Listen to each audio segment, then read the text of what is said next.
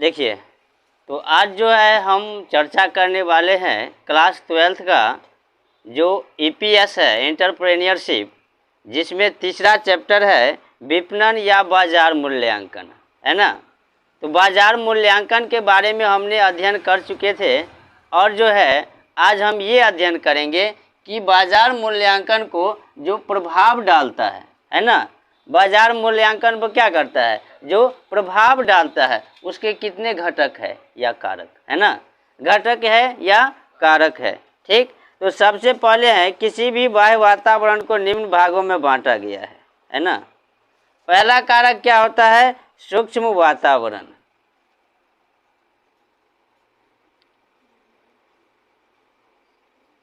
सूक्ष्म वातावरण,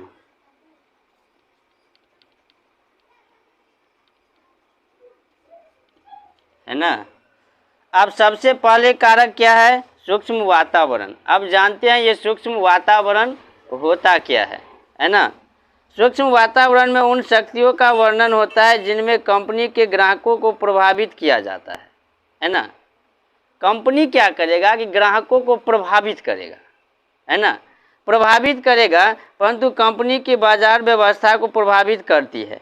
इन शक्तियों में माल की पूर्ति देने वाले मध्यस्थ, प्रतियोगी, ग्राहक और जनता आती है ना।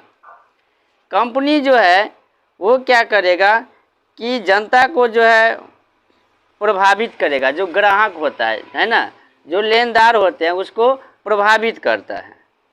और इसमें जो शक्ति होती है तो इसमें माल की पूर्ति देने के लिए मध्यस्थ, प्रतियोगी, ग्राहक तथा जनता आती है, ठीक। लिखिए पहले इसमें सूक्ष्म वातावरण में नहीं, इसमें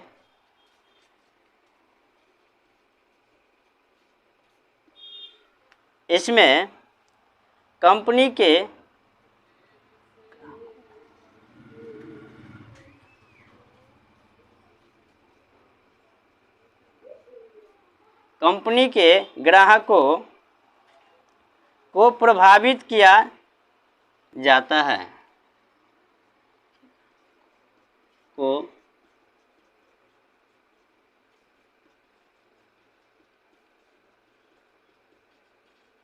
प्रभावित किया जाता है ना। जो भी कंपनी का ग्राहक है उसको क्या किया जाएगा, प्रभावित किया जाएगा, है ना।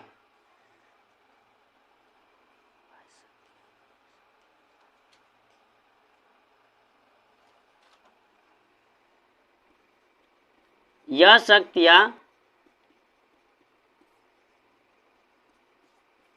बाहरी होती है ना। ये शक्तियां क्या होता है, बाहरी शक्तियां होती है, ठीक, जो कंपनी की बाजार व्यवस्था को प्रभावित करता है। जो कंपनी की बाजार व्यवस्था को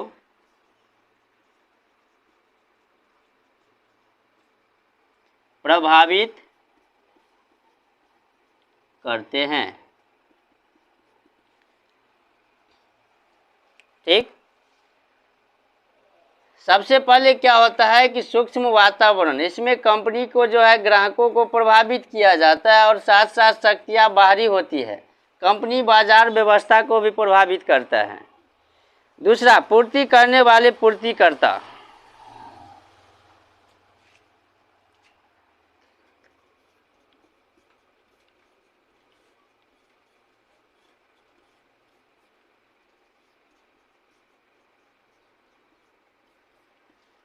पूर्ति करने वाले पूर्तिकर्ता, है ना।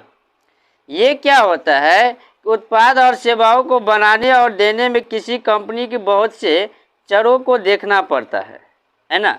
कोई भी उत्पाद हुआ या सेवा हुआ तो कंपनी को देने के लिए बहुत से ऐसे जो है चरों को देखना पड़ता है ना। वस्तु या सेवाओं की पूर्ति देने वाले सदगीतदाता कहा जाता है। इनका कंपनी की सफलता और असफलता सीधा संबंध होता है ना। कंपनी से सफलता या असफलता सीधा इसका संबंध रहेगा। पूर्ति करने वाले पूर्तिकर्ता होते हैं ना। अब देखो, उत्पाद और सेवाओं को बनाने में जो देने में किसी कंपनी को बहुत से चरों को देखना पड़ता है ना।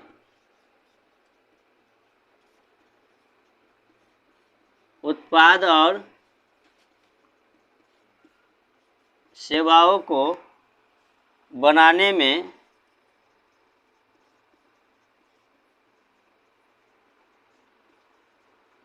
कंपनी को बहुत चरों को देखना पड़ता है ना। देखो, विपणन की सफलता के लिए पर्याप्त मात्रा अच्छी किस्म सामान पर हर समय उपलब्ध होना चाहिए। जितने अधिक पूर्तिकर्ता उतनी ही अधिक निर्भरता होगी। पूर्तिकर्ता विपणन को प्रभावित करता है। विपणन प्रबंधकों को सामान के नियमित रूप से ध्यान देना चाहिए, है ना। विपणन या क्या हुआ, बाजार मूल्यांकन, कि बाजार में जो जनता का मांग है ना, उसके अनुसार क्या करना है, कोई वस्तु को बनाना है ना, बाजार में ले जाना है। विपणन की सफलता के लिए जो है अच्छी किस्म का सामान हर समय उपलब्ध होना चाहिए। विपणन की सफलता के लिए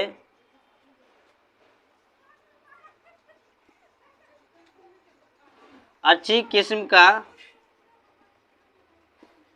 सामान होना चाहिए, है ना, जो कि ग्राहक को क्या पसंद है ना। दूसरा है विपणन मध्यस्थ। विपणन मध्यस्थ से स्वतंत्र व्यक्ति अथवा फर्म जो कंपनी प्रत्यक्ष सेवाएं देकर अपनी बिक्री बढ़ाने में सहायता करता है ना। कंपनी क्या करता है कि बहुत से जो कंपनी प्रत्यक्ष सेवा देता है, डायरेक्ट सेवा देता है, और अपनी बिक्री में क्या करता है, बढ़ाने की बढ़ाता है।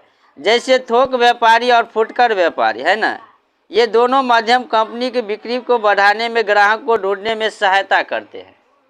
अगर कहीं पे मान लो, सबसे पहले लिख लेते हैं हेडलाइन, है ना, विपणन मध्यस्थ। विपणन मध्यस्थ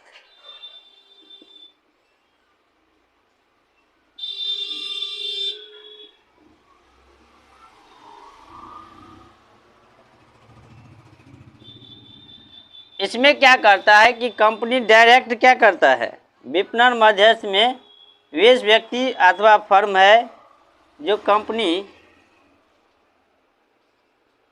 इसमें वह कंपनी है जो व्यक्ति को या ग्राहक को डायरेक्ट प्रत्यक्ष सेवा प्रदान करता है ना, और बिक्री में वृद्धि करता है। ठीक। अगर देखो, डायरेक्ट सेवा का मतलब क्या हुआ, कोई कंपनी जो वस्तु बनाता है तो वो क्या करेगा कि 100 के बदला जो है 90 का जो है सेल करेगा, है ना, तो वो डायरेक्ट सेवा हुआ। उससे क्या हुआ, ग्राहक बढ़ेगा, है ना। फुटकर व्यापारी भी क्या करता है, कुछ परसेंट छूट देता है ना, 100 का लीजिएगा 2% आपको छूट मिलेगा, तो वो भी क्या है, विपणन बाजार को प्रभावित करने वाला घटक है ना।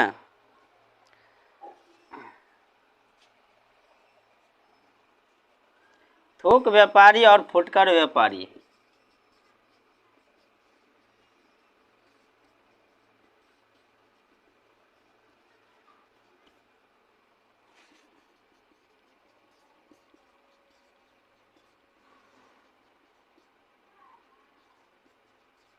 दोनों शामिल है ना, थोक व्यापारी भी और फुटकर व्यापारी भी।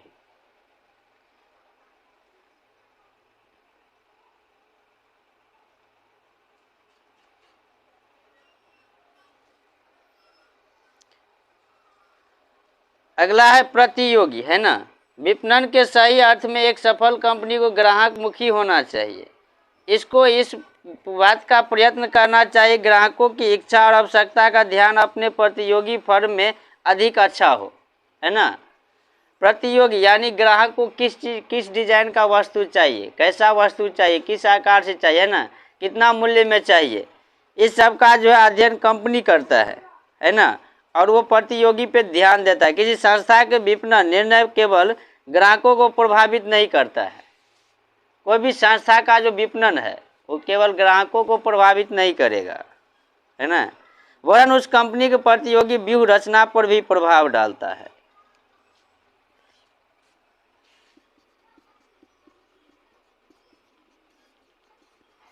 प्रतियोगी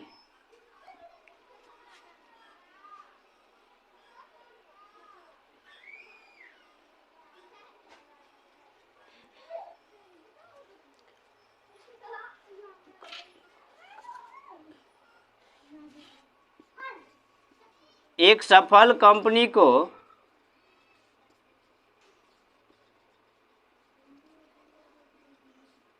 ग्राहक मुखी होनी चाहिए, है ना। एक सफल कंपनी को क्या होना चाहिए, ग्राहक मुखी होना चाहिए।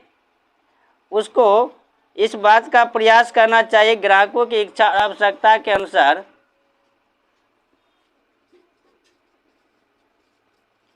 ग्राहकों को आवश्यकता अनुसार प्रतियोगी कराना चाहिए,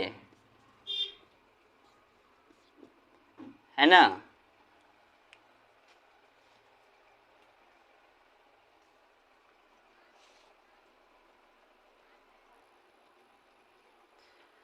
अब है पांचवा, है ना।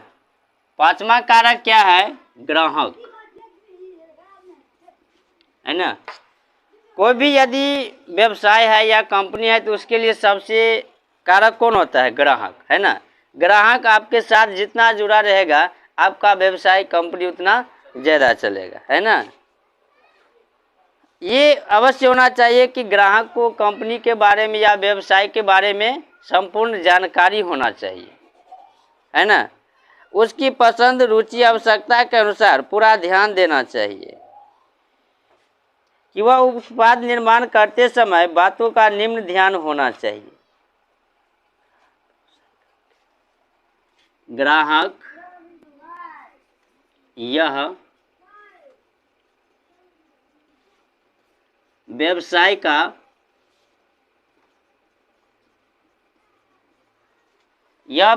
का केंद्र होता है। व्यवसाय की सफलता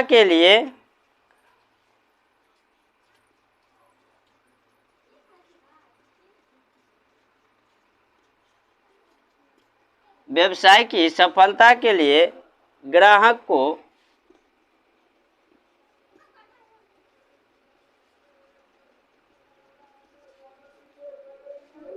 व्यवसाय के बारे में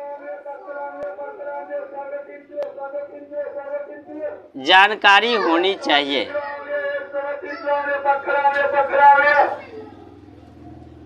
है ना।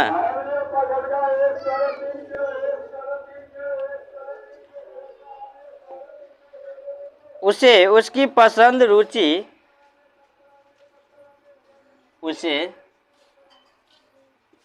उसकी पसंद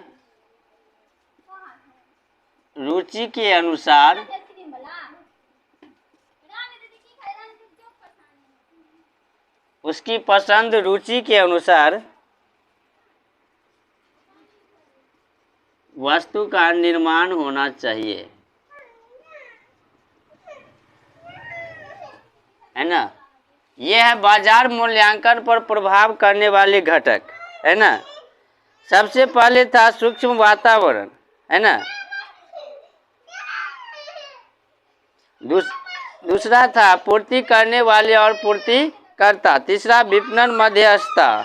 चौथा प्रतियोगी और लास्ट में ग्राहक। ठीक, तो ये है बाजार मूल्यांकन को प्रभावित करने वाले कारक या घटक।